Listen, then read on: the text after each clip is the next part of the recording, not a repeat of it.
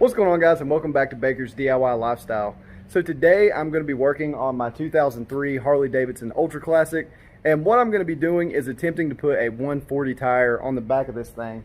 So stock, these motorcycles come out with an MT90, which is roughly the same as a 130 90 16, and I want to try to get something a little bit wider under there because I do ride slightly aggressively, and the extra width on the back tire will definitely help with the stability of the bike. So I want to show you the kit that I got enough to get that tire underneath the bike, and basically we'll see what all modifications we need to make in order to get an MU85 underneath it or a 140/85. So let's get started. So you can see right here, looking at the belt sprocket, basically what we're going to have to do is pull this pulley out in order to give a little bit more space between the edge of the tire and the edge of that pulley. But if we look straight on from behind, you can see right there the gap between the pulley and the shock is really small. And also, right here, you can see the gap between the swing arm and that pulley. There is hardly any space between that.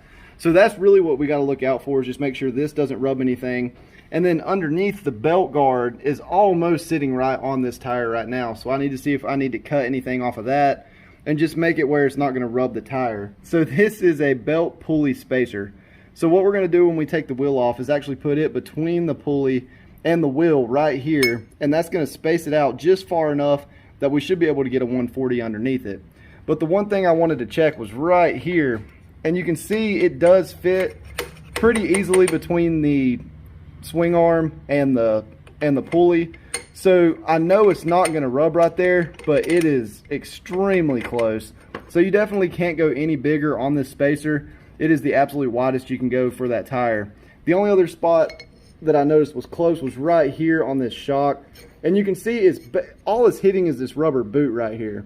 So I think what I'm going to do is maybe put some washers behind the top and the bottom shock mount, pull the shock out a little bit where it won't rub, or possibly just take this boot all the way off, because there's plenty of space between the metal and the sprocket. It's just that rubber piece. So once we get it apart and start putting it back together, we'll see what we need to do there. But this is the kit, and what we are going to do now is go ahead and start removing. So what we're going to do now is go ahead and start removing this back wheel, get this spacer installed, and then we'll take it to get a new tire.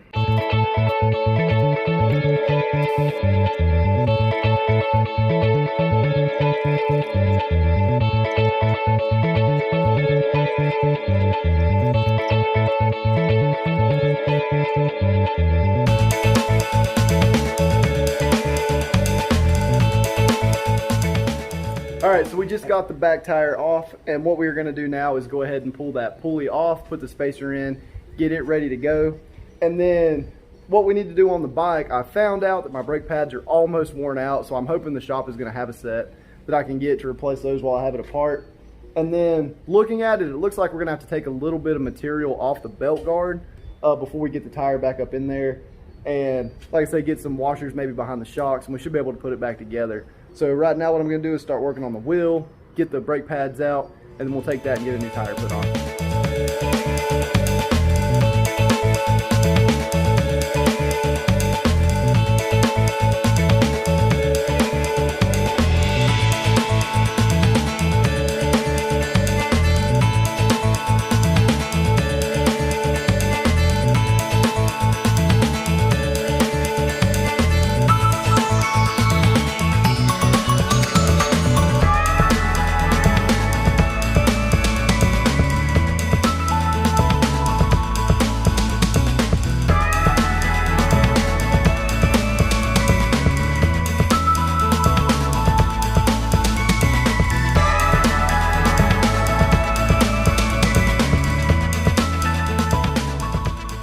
Alright, so at this point I have got the spacer on the wheel.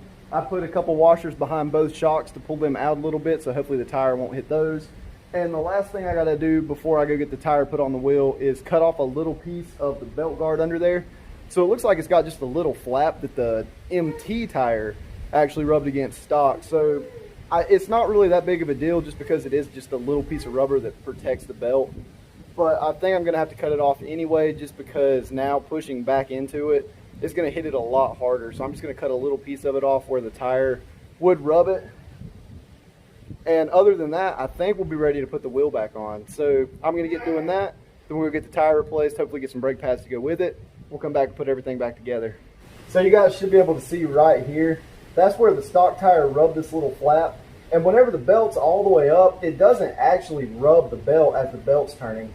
But that's just a little guard right there. So I'm thinking about just cutting this little section out of it. And that should make sure that the tire doesn't rub this at all. But it also has a little metal bar at the top. So I definitely don't want the tire rubbing against this metal part. So that's why I need to get rid of this. But once I do that, we should be good. The tire won't touch the belt. There's still plenty of room, like I say, between that once that spacer's on. And we should be good with that.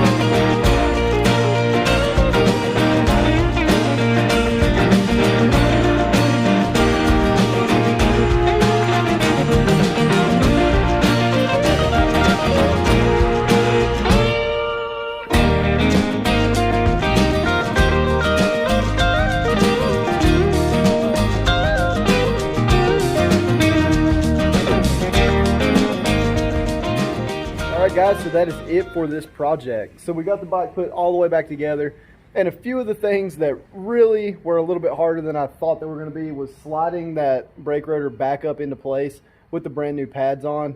It was so tight with that 140.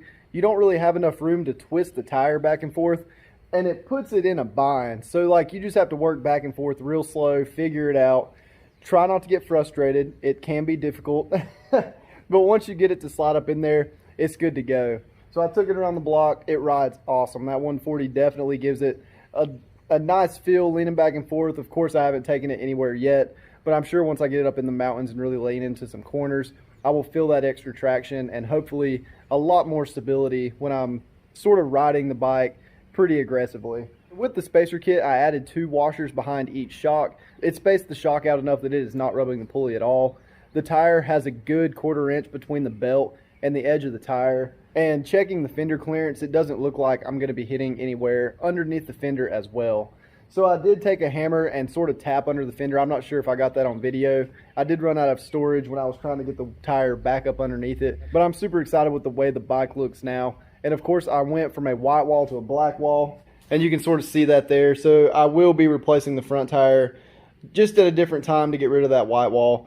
The tire I went with is a Dunlop D402, so I'm not sure if that's the stock tire that came on this bike, but it is a stock Harley tire, so it's a good looking tire, and it definitely fills out the fender a little bit better. So that, in my opinion, just looks like a much better, more solid tire for the bike. And once I get that front tire changed out, so we've got black all the way around, I think it's really going to update the look of the bike. But if you guys have any questions about that spacer, anything that I did when I took the bike apart or put it back together, you know, any kind of frustrations you might be having with the project, be sure to leave a comment down below. I do reply to every single comment that I get because I love helping you guys out and telling you all the struggles that I had so that hopefully it's a little bit easier for you. But with that, I hope you guys enjoyed the video. definitely hit the like button and subscribe if this video helped you out, because we will have more content with this bike. We will continue making some awesome content. But with that, I will see you guys in the next video. Thanks for watching.